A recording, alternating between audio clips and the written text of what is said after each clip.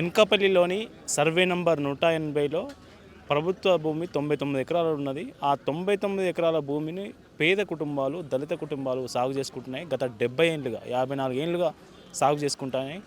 అయితే 180 సర్వే నంబర్లో ఉన్న సాగుదారులను మొత్తం భూమి మాకు ఇచ్చేయండి, మేము ఇక్కడ గోశాల కడతామని గవర్నమెంట్ చెప్తా ఉంది. దానికి ఈ బాధిత కుటుంబాలు ఒప్పుకోవడం లేదు. మాకు మెరుగైన పరిహారం ఇస్తే తప్ప మేము భూమి ఇవ్వము, మా దగ్గర మేము భూమి శిస్తు కట్టిన ఆధారాలతో సహా అన్నీ ఉన్నాయని వాళ్ళు చెప్తా ఉన్నారు. గవర్నమెంటు కొంత బలవంతంగా వీళ్ళ దగ్గర నుంచి భూమి తీసుకునే ప్రయత్నం అయితే చేస్తూ ఉంది. అయితే మనం ఇక్కడ చూడొచ్చు, ఇది మన 180 సర్వే నంబర్లోనే ఈ ఫామ్ హౌస్ కూడా ఉంది. ఇది ఒక ప్రైవేట్ ఫామ్ హౌస్. ఈ ఫామ్ హౌస్ కూడా సర్వే నంబర్ 180లోనే ఉందని ఇక్కడున్న బాధిత రైతు కుటుంబాలు ఆరోపిస్తున్నాయి. మా పేదల దగ్గర భూమి గుంజుకోవాలనుకుంటున్న ప్రభుత్వం ఈ 180 సర్వే నంబర్లో నిర్మించినటువంటి ఈ ఫామ్ హౌస్ జోలికి ఎందుకు వెళ్ళడం లేదంటూ ఇక్కడ రైతు కుటుంబాలు ప్రశ్నిస్తున్న పరిస్థితి కనిపిస్తుంది. అన్న చెప్పండి అన్న, నిజమేనా ఈ ఫామ్ హౌస్ కూడా 180 సర్వే నంబరేనా? ఈ ఫామ్ హౌస్ కూడా 180 సర్వే నెంబర్లోనే ఉంది.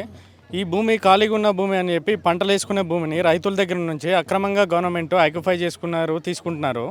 అదే ప్రైవేట్ వ్యక్తులు ఇలా ఫామ్ హౌస్ నిర్మించుకొని జల్సాలుగా వినియోగించుకుంటున్నారు.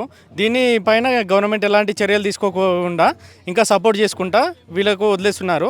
ఇక్కడ రైతులను దౌర్జన్యంగా వెలగొట్టాలని చూస్తున్నారు.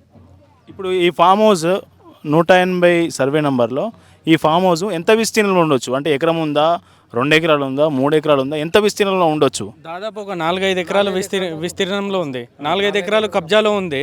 అయినా దీన్ని గవర్నమెంట్ పట్టించుకోవడం లేదు. రైతుల దగ్గర నుంచి మాత్రం గవర్నమెంట్ తీసుకోవాలన్న ఉద్దేశపూర్వకంగా చేస్తుంది.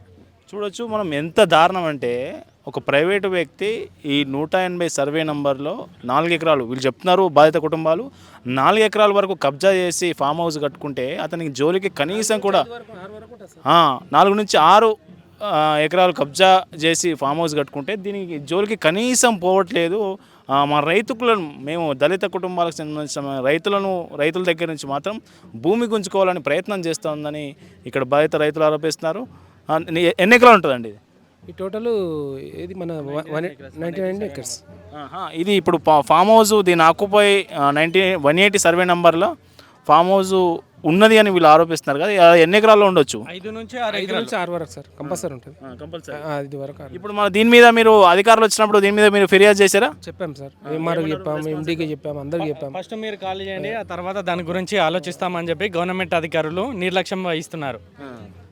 అంటే ఫస్ట్ మీరు ఖాళీ చేయరు, మీ భూమి ఖాళీ ఉన్నది కాబట్టి మీరు ఖాళీ చేయండి.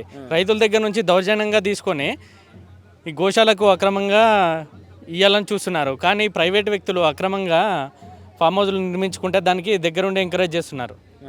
ఓకే, ఇంతకుముందుకు ఒక రైతు మాట్లాడుతూ చెప్పాడు, ఇక్కడ సర్వే నంబర్ 130లో కూడా కొంత ప్రైవేట్ భూమి మొత్తం ఆక్యుపై చేసారు, ప్రభుత్వ భూమిని ప్రైవేట్ వ్యక్తులు ఆక్యుపై చేశారని చెప్తారు, నిజమేనా? సర్వే నెంబర్ 138లో గోల్డెన్ త్రిషూల్డ్ ఫామ్ హౌస్ అని ఉంది. ఆ ఫామ్ హౌస్లో 2 ఎకరాల భూమిని కబ్జా చేసి వెంచర్ చేసి ఫ్లాట్లు కూడా అమ్మేశారు. దానికి ఆర్డీఓ, ఎంఆర్ఓ వీళ్ళంతా దగ్గరుండి సపోర్ట్ చేసి వదిలేశారు. ఇప్పటి వరకు కూడా మేము 2020లో కంప్లైంట్ ఇచ్చాము. ఇప్పటి వరకు దాని పట్ల ఎలాంటి చర్య కానీ ఎలాంటిది కానీ చేయలేదు వాళ్ళు.